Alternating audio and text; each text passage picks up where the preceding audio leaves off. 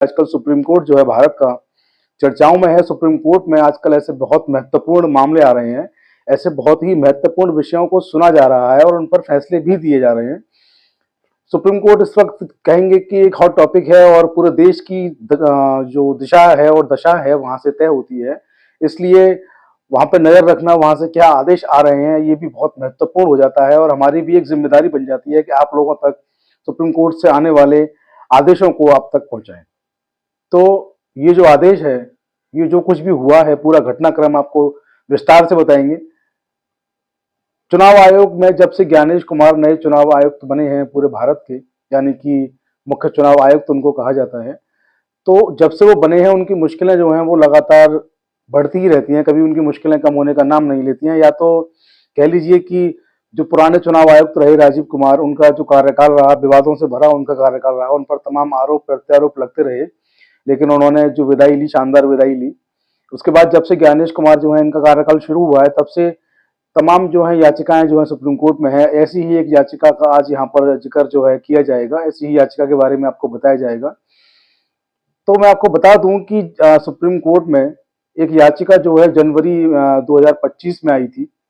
जनवरी 2025 में जब याचिका आई, उसमें सरकार से कहा गया, चुनाव आयोग की तरफ से कहा गया, याचिकाकर्ता बता दूं पहले, जो करता है यानी कि जो एप्लीकेंट हैं इस पूरे मामले के, कांग्रेस के सांसद हैं जयराम रमेश, उसके याचिकाकर्ता हैं। इनके अलावा जो हैं दो याचिकाकर्ता इसमें और हैं, जिनमें कि श्यामलाल पाल और सामाजिक कार्यकर्ता हैं अंजलि भारद्वाज। ये दो याचिकाकर्ता और हैं, इनकी अलग अलग याचिकाएं हैं।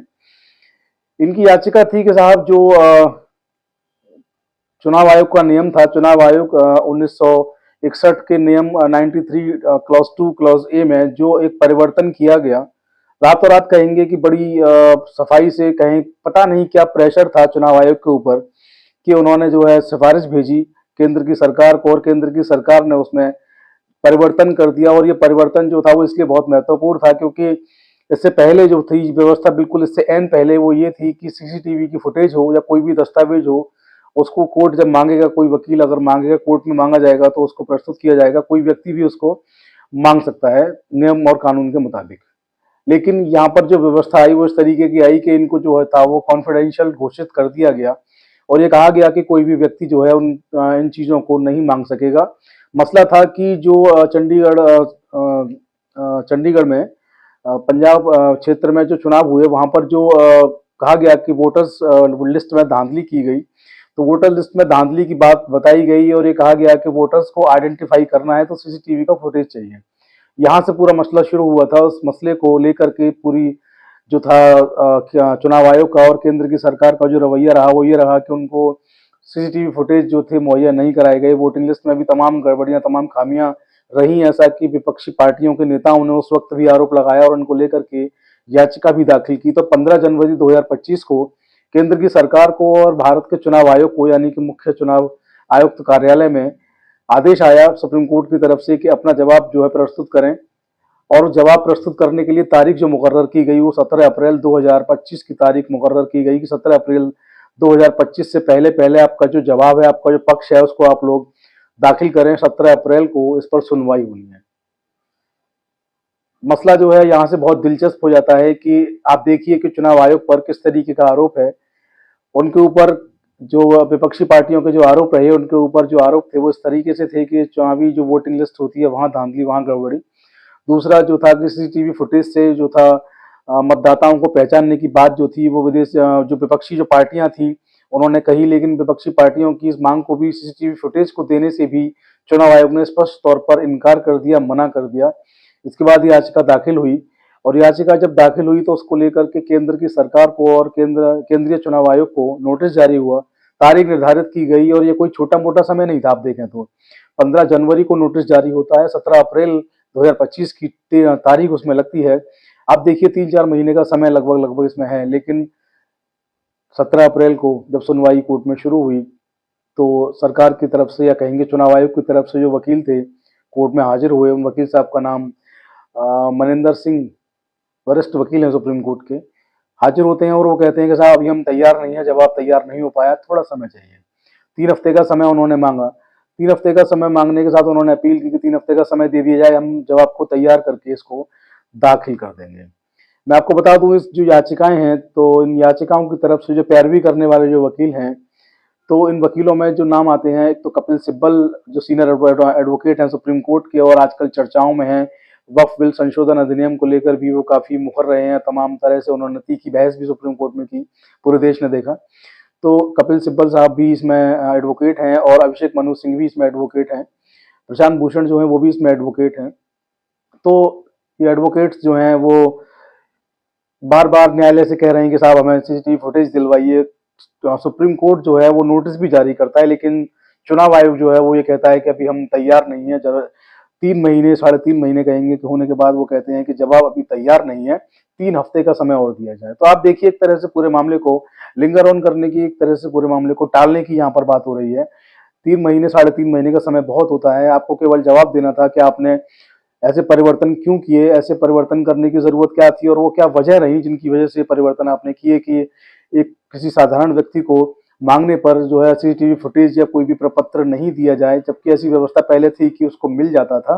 तो ऐसी आपातकालीन व्यवस्था रही कि आपने आनन फानन में इतना बड़ा संशोधन 1961 जो अधिनियम है उसमें किया। तो उसको लेकर के जब नोटिस जारी होता है, आप देखिए किस तरीके से वो अपनी बात को यहाँ पर कहते हैं कि साहब अभी हम तैयार नहीं है, और अब 3 हफ्ते का समय उन्होंने मांगा। सुप्रीम कोर्ट ने उनको समय भी दे दिया, और समय 3 हफ्ते से भी थोड़ा ज़्यादा इनको दे दिया, क्योंकि सुप्रीम कोर्ट तो सुप्रीम कोर्ट है, वो इस मामले को निपटाना चाहते हैं। वो नहीं चाहते हैं कि दोबारा से फिर इसमें कहा जाए कि समय कम है और समय दीजिए। तो उन्होंने अगली जो सुनवाई की तारीख है वो 21 जुलाई तारीख मुकर्रर की है इसमें सुनवाई की, और बड़े ही स्पष्ट, बड़े ही कड़े शब्दों में उन्होंने कहा है कि आप जो है अपना जवाब जो है दाखिल करिए। अब कोई हिला वाली ढील ढाल नहीं चलेगी, अपना जवाब दाखिल करिए, क्योंकि इस मामले पर फैसला सुनाना है, इस मामले पर जजमेंट देना है। अब देखिए, सीजीआई संजीव खन्ना साहब का कार्यकाल बहुत छोटा है, बहुत कम समय के लिए वो सीजीआई बने। अपने अगले सीजीआई का उन्होंने नाम भी घोषित कर दिया कि अगले उत्तराधिकारी जो हैं वो उन्होंने जो घोषित किया नाम, आप सबको पता है, जस्टिस बीआर गवई का नाम उन्होंने घोषित किया कि अगले जो है उत्तराधिकारी सुप्रीम कोर्ट के सीजीआई वो होने चाहिए। तो आप देखिए, बहुत कम समय के लिए सीजीआई बने, और बहुत ही चर्चित मामलों पर बहुत ही शानदार तरीके से वो अपने फैसले दे रहे हैं, और इस मामले को भी वो जल्द ही निपटाना चाहते हैं, अपने कार्यकाल में ही इस मामले को निपटाना चाहते हैं। इसलिए समय तारीख सब उन्होंने मुकर्रर कर दिया कि अब आप 21 जुलाई की तारीख ले लीजिए, लेकिन 21 जुलाई के बाद जो है कोई बहाना नहीं चलेगा। आपको इसमें जो भी वजह है आपको दाखिल करनी है कि आखिर ऐसी क्या वजह रही कि रातों रात आपको ऐसे फैसले लेने पड़े, रातों रात आपको व्यवस्थाएं बदलनी पड़ी। तो आप देखिए, सुप्रीम कोर्ट के ऊपर किस समय कहेंगे कितनी बड़ी जिम्मेदारियां हैं। सुप्रीम कोर्ट किस तरीके से जो अपनी एक संरक्षक की उसकी भूमिका है, जो लोकतंत्र में जो सुप्रीम कोर्ट की हिस्सेदारी है, किस तरीके से अपनी हिस्सेदारी को बखूबी वो निभा रहे हैं।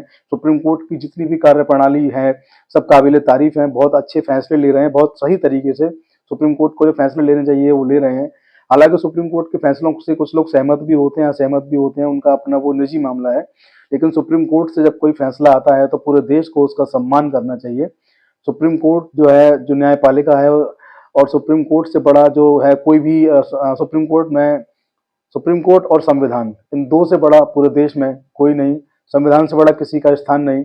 संविधान में जो चीजें लिखी गई, संविधान के अनुरूप सुप्रीम कोर्ट काम कर रहा है, तो बाकी लोगों को भी पूरा सुप्रीम कोर्ट की जो ऑर्डर्स होते हैं, रूलिंग्स होती हैं, उनको मान सम्मान देना चाहिए। सुप्रीम कोर्ट की बात सर्वोपरि होती है, लोकतंत्र में भी ये बताया गया है, तो उनको भी मानना चाहिए। सुप्रीम कोर्ट के जो आदेश होते हैं वो आम जनमानस को ध्यान में रखते हुए, और जो हमारा प्रेम्बल यानी कि जो सुप्रीम कोर्ट की जो संविधान की जो प्रस्तावना है उसको लेकर के सुप्रीम कोर्ट अपना काम करता है।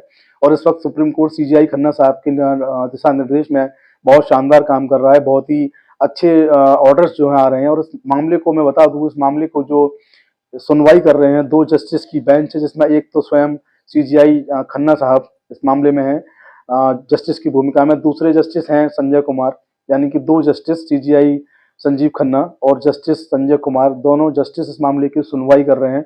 अगली तारीख अब 21 जुलाई है। 21 जुलाई को चुनाव आयोग और केंद्र की सरकार अपना जवाब दाखिल करते हैं। सुप्रीम कोर्ट क्या फैसला देता है या नहीं जवाब दाखिल करते हैं, तो क्या सुप्रीम कोर्ट का रुख रहता है, जो भी कुछ होगा उससे आपको अपडेट कराते रहेंगे। आप लोग बने रहे हमारे साथ। जय हिंद, जय भारत, नमस्कार।